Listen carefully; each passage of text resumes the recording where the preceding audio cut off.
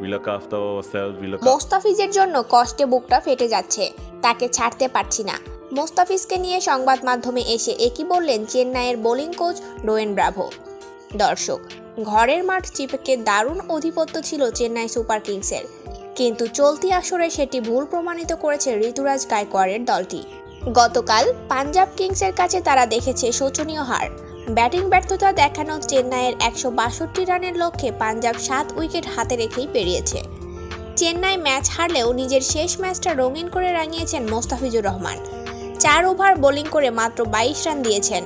নিজের তৃতীয় ওভারটা middle over করে নিজের আইপিএলের শেষ ম্যাচটা রঙিন করেছেন মোস্তাফিজুর রহমান, যার ফলে আইপিএলে নিজের শেষ ম্যাচ খেলে ফেলেছেন মোস্তাফিজ। এদিকে মোস্তাফিজের বিদায় কোনোভাবেই মানতে পারছে না চেন্নাইয়ের বোলিং কোচ ডোয়েন ব্রাভো। তাই তো সংবাদ মাধ্যমে এসে তিনি বলেন, মোস্তাফিজ আমাদের দলের অন্যতম সেরা বোলার, তাকে ছেড়ে দেওয়াটা আমাদের জন্য অনেক ক্ষতিকর, কিন্তু তাকে তো ছেড়ে দিতেই হবে। মোস্তাফিজের জন্য অনেক কষ্ট লাগছে, তাকে ছাড়তে পারছি না কোনোভাবেই, কিন্তু কিছু করার নেই, বাস্তবতা মেনে নিতে হবে।